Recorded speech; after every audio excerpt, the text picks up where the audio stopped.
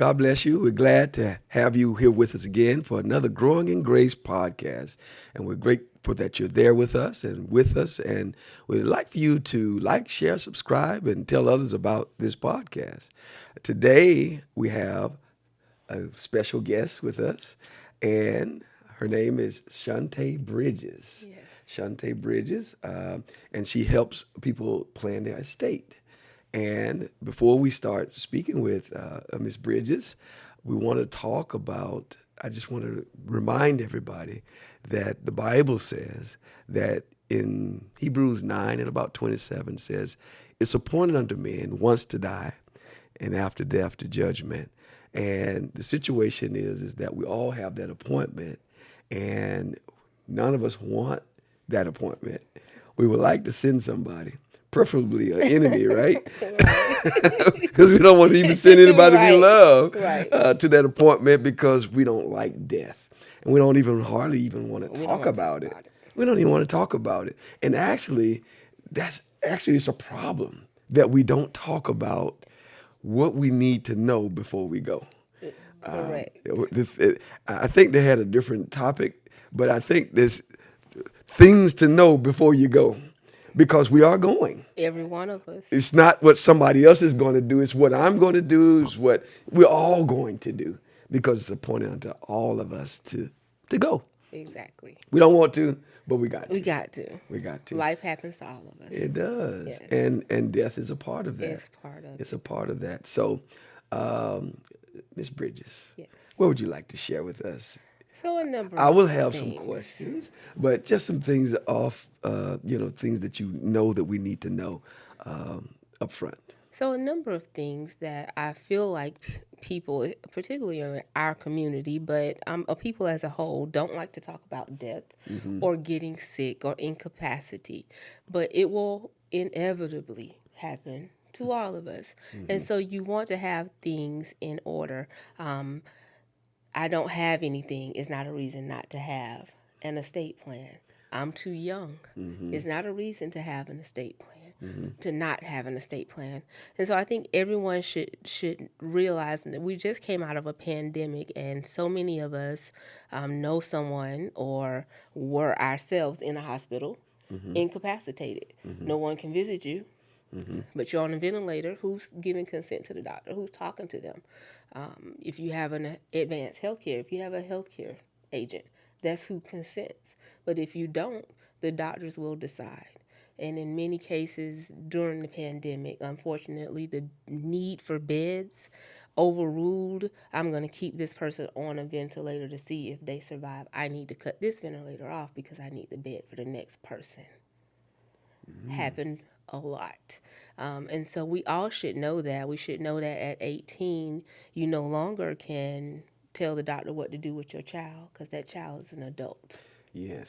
And if that child is in a coma, nobody consents or decides. The doctors decide.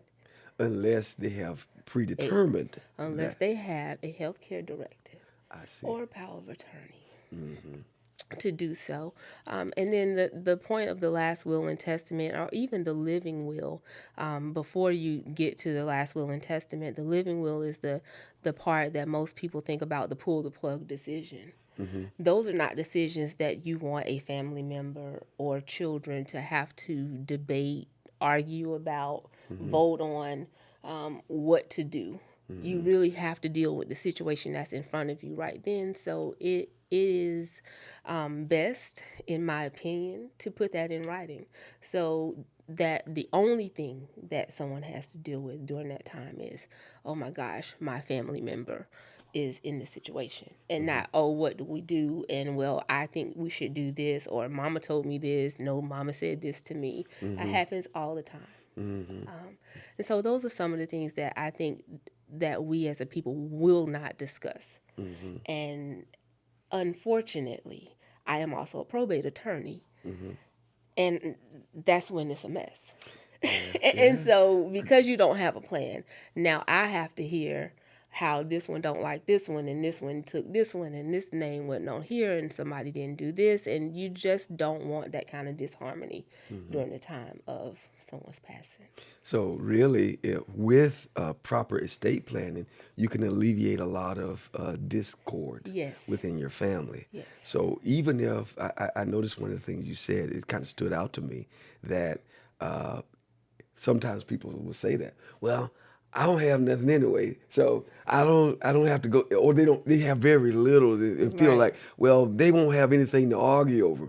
But you've probably found where people find stuff to argue over when it's not. A plant in the house. I've seen a physical altercation over a plant in the house. Okay. Things. Everyone will find a reason because everyone's emotional. Everyone is on edge. And if there's any idea or feeling that one person is in charge or is getting more than the other or making a decision that I don't agree with, is discord. So I've seen a fight over a flower. Yes. A fight, I physical or verbal? A physical fight. I've Really? had heirs in court upset because they can't agree on a thing or two, and the actual issue at the end of the day was whose name was on the obituary in what order.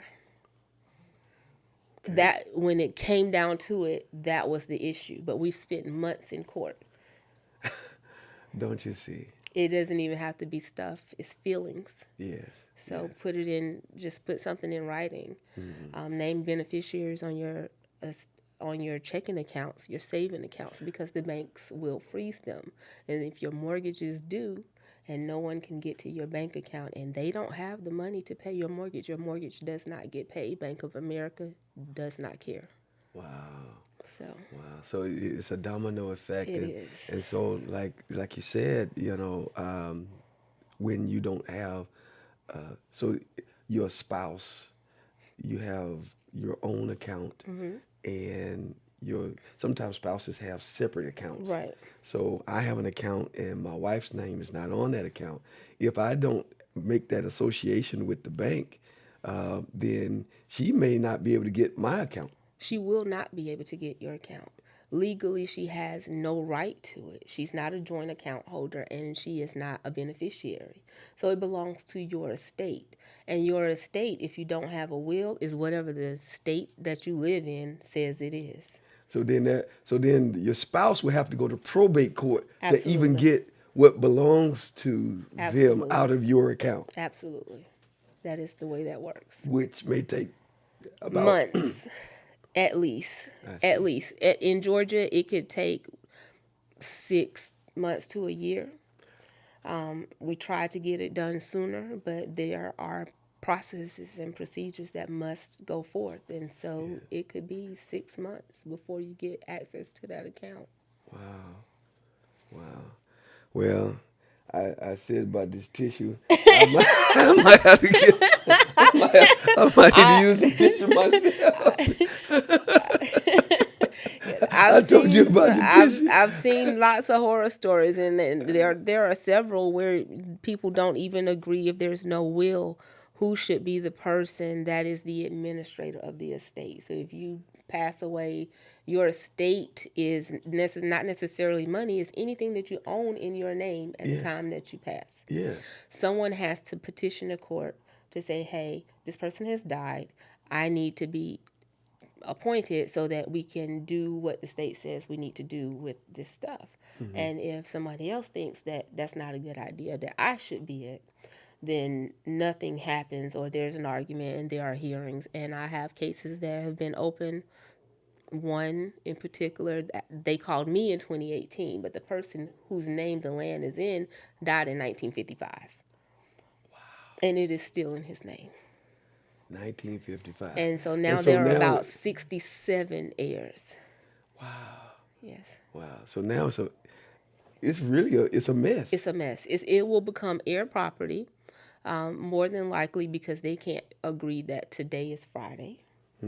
They will not agree that tomorrow is Saturday. And it will eventually get to be a forced sale where someone will be able to buy that land. Yeah. So really, The person who originally owned it perhaps thought that they were doing something for their family. They're passing something down to their family, Yes. but they didn't do it in a way that it was beneficial to their family. And what we need to think about those that are living, because that's Yes. a situation that is it's already being played out. It is. But we don't want to repeat that. No. We don't want to repeat You that. want to really sit down and think about, what do I want to happen with the things that I've worked hard for in my life. And it may not always necessarily be equal across the board. Yes. In the case that we're talking about, there were 8 children, so we leave this land to 8 people. And we are several decades later, because they didn't agree. 8 people have to agree on every decision about a piece of real estate. It's never going to work. Yes. So you have to think about those things, not from the idealistic, oh, my children know that I worked hard and I worked 12 hours a day. Yes, they know that. But you are gone now. And you worked hard for this piece of property. You want it to stay in your family. Let's make some real life decisions. Let's talk about how we can make it equal, but maybe not equal. 8 children own one piece of property. You don't want to sell it. You want it to stay in your family. But are there other ways? Yes. Do we get life insurance policies for equal value? And now these people are beneficiaries of a life insurance policy, but there's only one person that's going to be in charge of this land to do what's right. There are several ways, but there's no cookie cutter way to do an estate plan. Each plan should be customized and individualized for the person that is doing it. Yeah, because again, you would have to consider your heirs and who they are and what they're capable of and Know your all of this. children. Yes, yes, Yes. I had a situation where my mother passed away, and she passed away without a will, and we did have to go to probate, but we had one of the better scenarios where my brother and I and my sister, it was just 3 of us, we agreed. So it was smooth on everything. And then things that was a little, we got together, we talked like reasonable people, Right. and we came to an understanding and an Yes. agreement. Yes. So we just kind of worked it all out like that and didn't have to fuss and fight about anything. Yes, and that is generally the exception, not the rule. Yeah. And so you want to just think about, you don't want your family, you don't want to create discord unnecessarily. People fighting over things they didn't work for in the first place, really, Right. Or even just having a hurt feeling about anything that they didn't work hard for. Right. And those are going to be hard conversations that you have with your family. Yes, I did an estate plan. You don't have to tell them what you did in your will, but they need to be aware that this is what I worked for. This is mine, and what I decide to do with it, just like in life, after I pass, what I decide to do with it is my decision. Right. And we don't talk about it enough. Yeah. It's not kitchen table talk. Yes. I agree with that too. That if my wife and I, we worked for a thing, if we decide, because some people would say, well, and even now, I have 3 children. Well, somebody's got to get 34%. Yes. Even if you were going to split it out and say, well, we're going to be equal, you can't do equal with 3 people. Right. And you have a wife and some children, and if you die without a will, your wife, how does she feel about owning her home with your 3 kids? And she has to get her youngest child's permission or a signature to do something. That is the law. That's the law. That if I pass, Yes. and the house was in my name, Yes. it would go to all of my heirs equally. Absolutely. So Your to wife my- can get no less than 1/3 in the state of Georgia, no less than 1/3 of your estate, but she will own that home with your children, unless Okay. it's titled with rights of survivorship. So when you have a conversation with a planning attorney, they should ask you not just who owns your home, how is it titled specifically. Yes. Those are decisions and discussions that we should have. Yes. So I got to do a will. You're going to need to do that. I don't know. Just answer the question. No, If she okay with it. Well, I got to do a Hey, will. baby, I've been talking with mommy my wife. needs to get a roof, and I need you to come and sign off on this $10,000 bill. Yes. That's not going to work. Okay. I Well, That's not going to work. Now, see, it's so good for me to be talking with you because my wife and we've been talking about this will. And in fact, I got some information about, how to do the will. But now I got to just do it.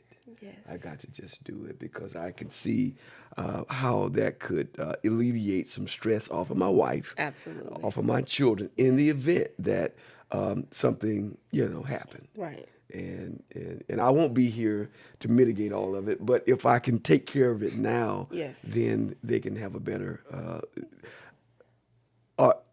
less stressful A time less stressful dealing with time. the loss. Absolutely. Yes. There are going to be some things, and like you can't stop every conflict or every hurt feeling, but if you can address it in a way that this is what daddy wanted, or this is what my husband wanted, sometimes that goes over easier. Not always, but sometimes it does. I always say, if you at that point, the only person they can be angry with is at the cemetery, and they should go and get a bench and sit down and have a talk. It is, that's just what it is. But yes, you And should. whatever that guy or the person in the grave tells you, then go with that. That's what you got to go with. Go with it. Whatever you got, Run whatever with it. answer you need, it is down at the cemetery. Yes, It is not over here. That's So right.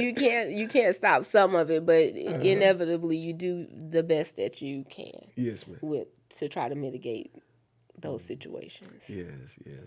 So I understand you have the living will. Yes. Can you speak a little more on that? Yes. So we've been talking a lot about the last will and testament. That only comes into play after you pass. Yes. But so many things happen during life. Alzheimer's, surgeries. Who's taking care of your financial, the business part of your life if you are incapacitated? That's your power of attorney. If you do not have one, no one is. No one can file your taxes for you. Nobody can get access to your bank account. No one without that power of attorney. The same situation. So it sounds like it would be. Sounds like it would be. Uh, it, it, your advice would be for a person to have your last will and testament and your living will. Yes. And even though you're well off and you're well healthy, uh, having that power of attorney can help you to avoid some pitfalls. Yes, and my basic estate plan is 11 documents. Okay. Because in the situation that you need a guardian or a conservator, I don't. In the news this week is this Britney Spears and her conservatorship, and somebody else there was a conservatorship. Well, what is that? That is the person that is responsible for your financial life and your money, but for your benefit. If you don't have that person named, someone has to go and petition a court to say this person does not have capacity to make these decisions for themselves, and we need to have someone appointed. And it is not a quick process. And so sometimes a person before they have dementia, a person with dementia, they would need that. They would need it because after they have dementia, if I can't have a lucid conversation with them, I can't do a plan. And so now you have to go and ask a judge to appoint you. And you will have the same situations in a lot of those instances with people who think, well, they're better suited to do it. And Yes. so now we So have now you got a hearings, conflict with and the now with we the families. in I'm court. supposed to be doing that. Yes, and I'm now the everybody's oldest. raising. I'm this. Yes. I'm that. And Yes. I'm the favorite. Absolutely. And now I'm on got you on the stand because it's a hearing. Raise your hand, tell me your name, your relationship, and now this is what we're doing. And In the then meantime, yeah. somebody over here needs somebody to put them sign the paperwork to get them in the skilled care home, Yes. Yes. and they're waiting Yes. on y'all to work it out. So and nobody's winning Nobody. because the family's being pulled further apart. Yes. And then the person is just in limbo. Yes. Yeah. And so you should have a pre-need guardian, a pre-need conservator, so no one has to ask a court to appoint them. You decide who is the best person. It's not always the same person. So the person that's good with managing my money and the business of it all is an emotional wreck if something happened to me. So that is not the Yeah. person that needs to say, No. wait a minute, amputate this leg. Oh my God. No, so no, that's not the person you And named. you done about died before they done made the Right, decision. right. No, Gang- he would want to keep his leg, but ma'am, Gangrene it's done traveled all the gangrene. way It's up. gangrene, ma'am. We gonna have to Got to right. take his hip now. By the time they make a Right, decision. exactly. So those are conversations that we have because Yeah. that's not the person you want to name. You Right. cannot if they're gonna immediately shed tears and break down. Baby, just sit over there, and this is the person that decides. You are great with managing spreadsheets and money and doing paying the property taxes. Absolutely, you don't want my fingernail to break. You cannot be my healthcare agent. You cannot. Right, right. You can have HIPAA authorization that gives you the right to get information, but you're not the person that consents and make decisions. Right, right. So, do you feel that people need to be advised on these different people that they should appoint in their family, like what Yes. you just said? Yes. Like what you just said, that makes all the sense in the world Right. to me. Right. But if a person's just doing it and they're not thinking about the character of or the makeup of that particular person, then they could be making a mistake. They absolutely and so I can't force someone to hire an attorney because you know how you have all of these programs where you can just Google it. You can go to Office Depot. Those are that's a disaster waiting to happen, and it's not about making money for me. It is avoiding what will happen. Right. So those are decisions that when we're talking about these decisions, just like I have it with you, because it's not a easy conversation to have. Right. You got to find the funny. You got to find the light. Yeah. Listen, if your baby girl don't want you to lose a hair on your body, she's not your healthcare agent. I'm sorry, she is not. That doesn't mean that she is a bad person. Right. That means that she is emotionally inequipped to handle that, and that's okay. Right. She might be the one that love you the most. That's Yes. the one that's you want to make sure she dividing the money right. Right. Right. So those are decisions just that you have to have, and I've even with the put a beneficiary on your checking account. That doesn't mean they have access during your life, but if something happens to you, Yes. do you have enough money somewhere else that's going to pay this funeral? Because you don't know if you have life insurance, if it's lapsed, if you put the beneficiary, if you made it up to date. Is there enough money to handle any business for a month? And if the answer is no, you need to start talking to somebody to figure out what to do. Right. Yeah. Right. Well, good, good. You've given me some great things to think about, not just for my audience, for myself too. And I really appreciate what you're sharing with us. And so, what a person doesn't have anything done right now. They haven't drawn up any documents. They're at square ground zero. They're ground zero. Where did they start? So you want to find an attorney that does estate planning. It doesn't have to be someone with high net worth. You don't have to use the word estate planning, but that's where you Google, find somebody, but do your research. Make sure they are a good fit for you, because there are people who will do a plan for you without regard of all the information. And so if they're not doing a full intake and conversation with you, do you own any businesses? Do you have a blended family? Do you have life insurance policies? Do you have long-term care? If they're not asking questions that you never even knew was a question, that's not the attorney for you, because they're just going to spit out some documents that may not effectively do what you need it to do in case of emergency. Yeah, and basically what you're saying too is that your estate planning should be yours. Absolutely. It's not a cookie cutter Not cookie cutter. because you are unique. Your plan has to be unique Yes. for what you are and what Yes. your dynamics are. Yes. Yeah. Because what I would tell someone that has a blended family, doesn't matter, you've been married 30 years if you have a blended family. I'm not may not I'm not going to say I'm not I may not offer the same advice as it relates to titling of a house. So where we talked about rights of survivorship, where it automatically goes to the survivor of the two because your kids are you all's kids together. In a blended family situation, I may or may not give that advice because if it goes to the survivor of them, then the children of the other will never inherit or have benefit of that home or that asset that their mother or parent worked for. So you have to think about those things, and every estate plan is amendable.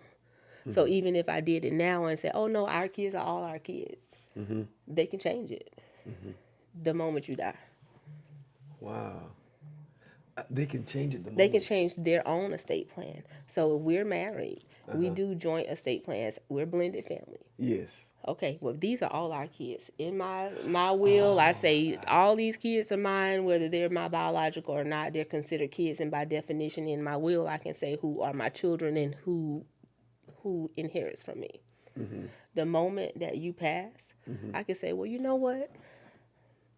I need to make sure my kids are okay. So I need to do a new will or I need to amend my will. And now your kids will never be, they can't inherit from a parent that is not their parent biologically I see. unless they are adopted. I see. I see. So, in that case, they would need to delineate those. In that case, to be sure that they would need to name them. Uh, how would they? How would they name them? So in that, so you can name them in a will, but I never, I always advise against, and I, I have families who say, oh no, they'll do the right thing, they'll do the right thing. It's fine what you do. Your plan is your plan. I type whatever you say, right? But my advice to you is think about this thing that this could happen, and so now we don't title this home as rights of survivorship. We have to title it just we own it together because in that case when one of us passes my one half goes through my estate. Now you're my spouse so you inherit through there so you will have a greater interest in this home but my kids have an interest in it too. I see. I see. So I see. So it gets a little sticky it gets sometimes. a little sticky sometimes, but it's a conversation that needs to be had because people are like, wait a minute, just like you didn't know that if Yeah. you don't have a will, but you die with kids and a spouse, and you have a home, they all own the home. Uh huh. Yeah. Yeah. I think a lot of people may not know that. So you want to think about those things because they all go on the contract if it goes for sale. Everybody just like if they want to get a line of credit and more than one person even now if it's just the spouses you want a line of credit both spouses have to sign. Well, those kids will have to agree or not agree or sign and say, well, what part of this line is mine? How much of it I get? Yeah. Yeah. Yeah. Yeah. So. Yeah.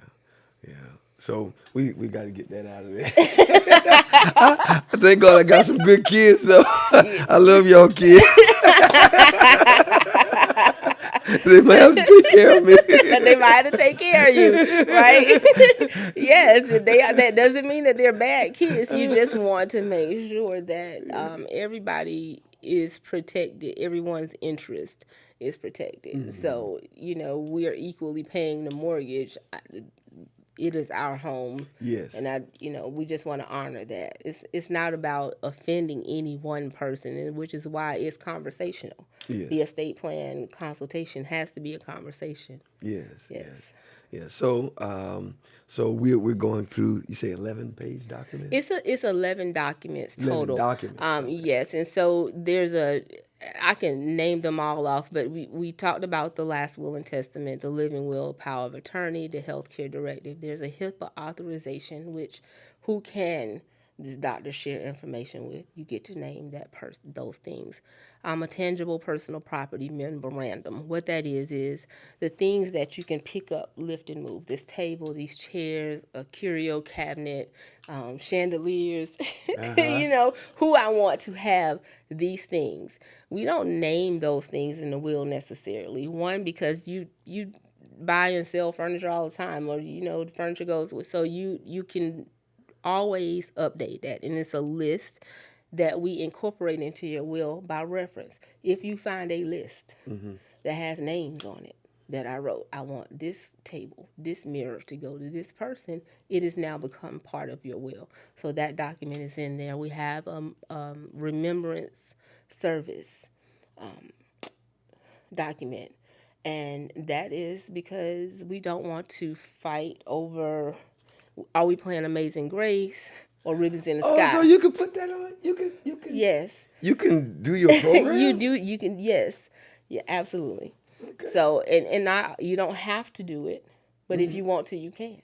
This is the And old, then you can go ahead and put the names of relatives yes. in the order. You can do whatever you So you want in say, there. I didn't put your name like that. Mama did that. Daddy And, did that. and exactly. So you fighting. Don't come Exactly. at me. Exactly. Daddy did that.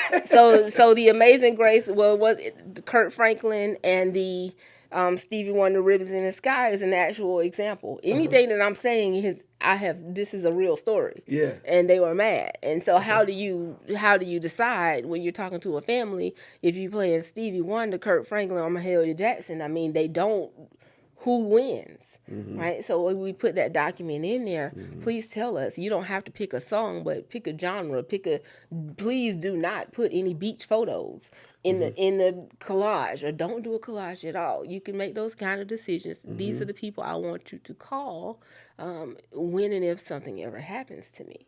Because how many of us know all of our mama and daddy's friends? I don't know all of them. Right? So, or there may be just specific ones. I need to make sure you call these people. Make sure you tell this person. Don't let them find out on Facebook or later on after the service. It's here. This is what high school I went to. Here are the awards that I had. It's literally going through. And really, that can make a lot of things easy for them. Yes. Yeah. Yes. I see. I want to be buried, not cremated. I want an open casket, not a closed casket. That's part of that packet. And sometimes families fight over those things. Not sometimes. I don't know if you've ever been to a meeting with the family after a funeral. It's a conference room. It's real sterile, but it's real sales pitchy, right? And so the one who is not paying and not contributing wants the $10,000 casket. Yeah, with the silk lining and the gold trim. Let's alleviate that. Because one, who wants to be shopping for a casket in the first place? Now we in here shopping for a casket and arguing about it. That's crazy. But it happens every day. Yeah, it's funny. But I only had my mother that we really had to kind of be involved with her burial, and we went through all of that, and we got to the place where the burial and getting the plot and getting the burial place, and the people gave us a discount, and my brother and my sister, we were talking and everything, and the guy, he says to us, he says, you know what, I'm going to give y'all an additional discount because of the way that y'all are dealing with each other. And he talked like people coming there fighting. They do. I want 3 limos. I think everybody should have a limousine. I want 500 programs. We need to have the repast, and we want to have decorations at every table, and all these things. And the funeral home will charge you for whatever you say you want. But you have to calm that a bit. Yeah. Because it may not be honoring your parent. That's more about you, right? Because your parent is with the Lord. Let's hope. Right? This is about you. This it's not about you, baby. So let's do a plan where you calm some of that down. Yeah. So what does the process look like, and then what's the range of costs? Because of course I can understand that it's not a cookie cutter plan. It is not. It's not a cookie cutter price. It is not. So what is the range of time and the range of the resources that a person should look to put into? That is a difficult question to ask because it is not. It is not. I often, from my companions and colleagues, say that I undercharge, but Mm-hmm. it's more important to me that you have a plan Mm-hmm. than not, Mm-hmm. because then I have to deal with you at probate, and Mm-hmm. it's not fun. Yeah. It's lucrative, but it's not fun. Mm-hmm. So the process would be to find an attorney, interview them, interview the attorneys just like they are interviewing you, Mm-hmm. do the consultation. Some attorneys charge for consultations, some do not. It's a 30-minute conversation. It's really just informal to say, who you are, what is your particular issue or need, and they should give you some sort of feedback, if not all the legal advice you need. At that point, once you decide, you will do an intake form or intake process where you provide demographic information, some of the decisions that we just talked about you may need in the consultation, kind of Mm-hmm. what we're doing here.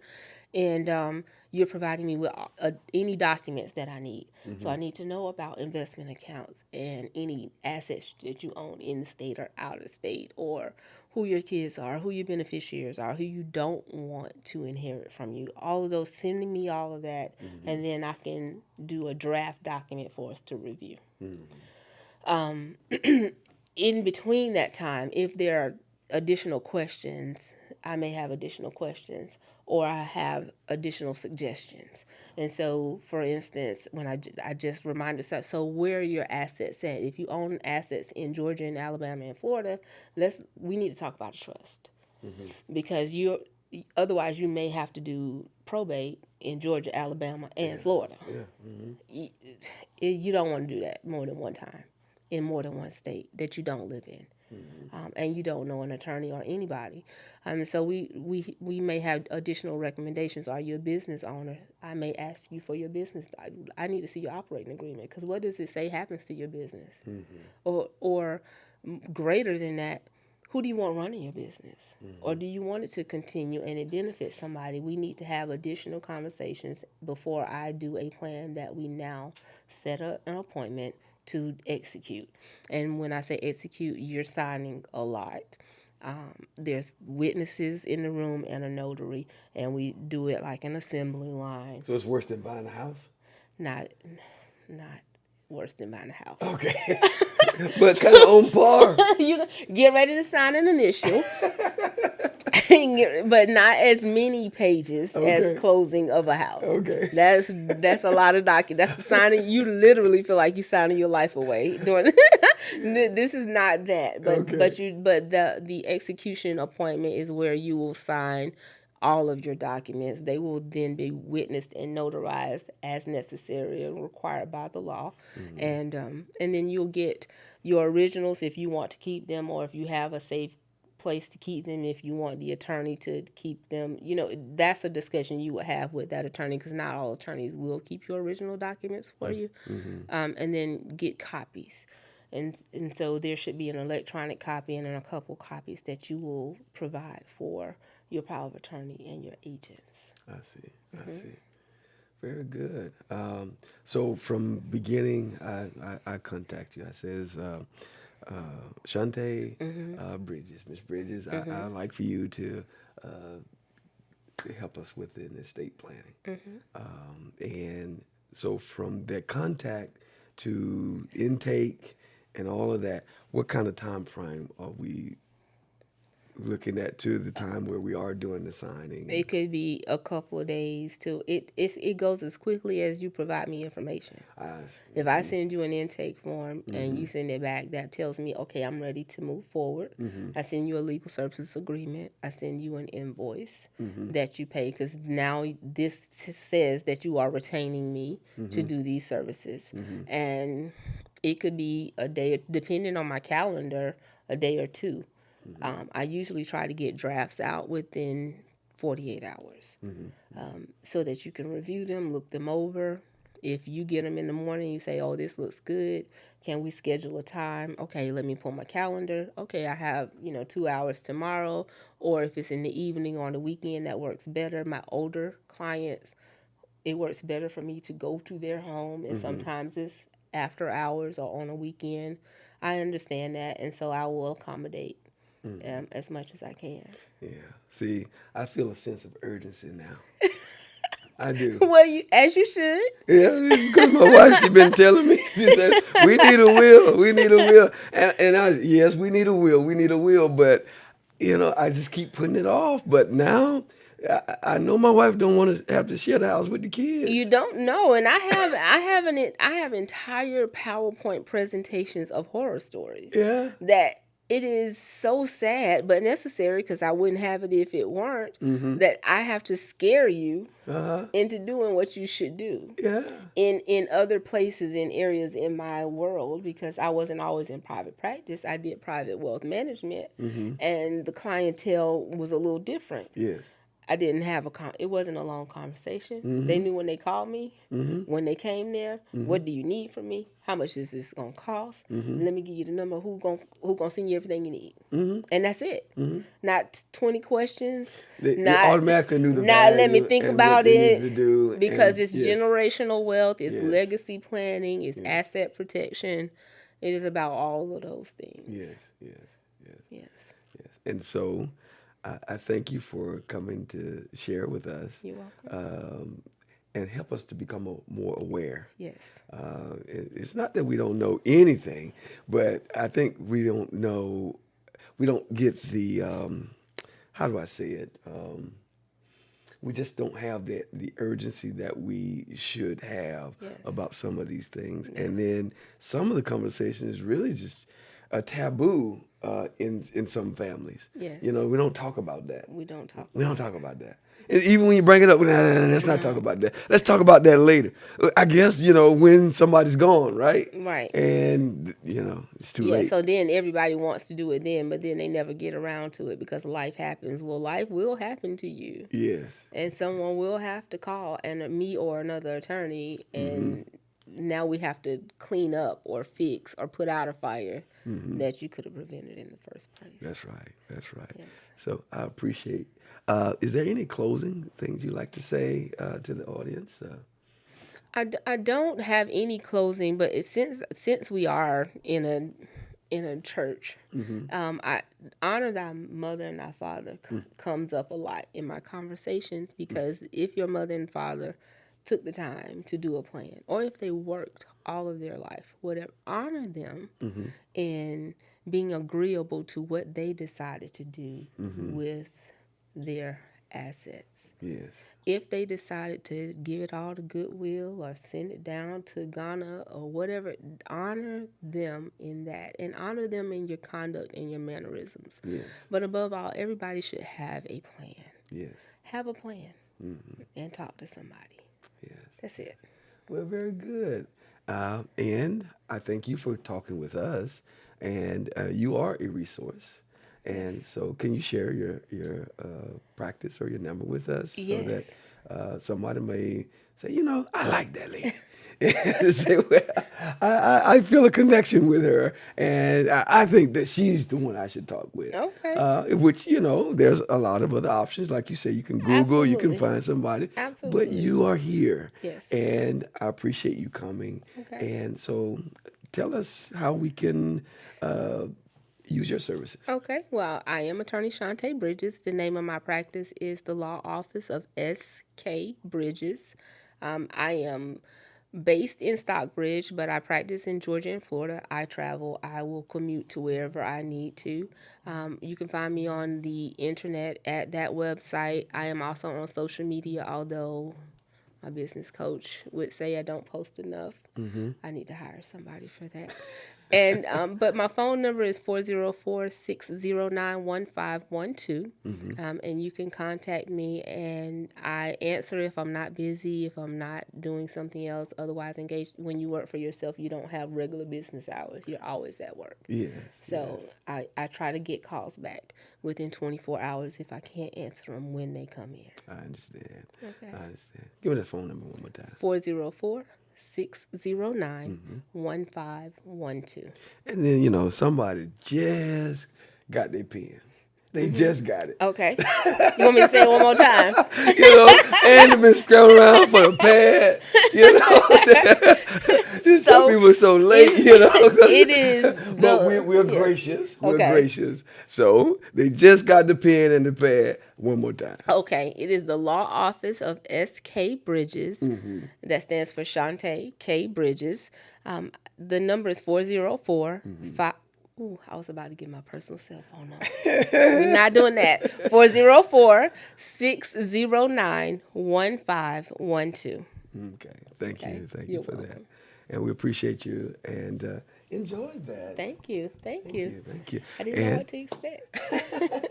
yeah, you did a wonderful job. Thank you. Very thorough, and we appreciate our growing grace family, those that are joined in with us for this podcast. We'd like for you to like, share, subscribe, tell your family members about this particular podcast. I think this is one of the more important ones because it is appointed unto us to leave one day, to die.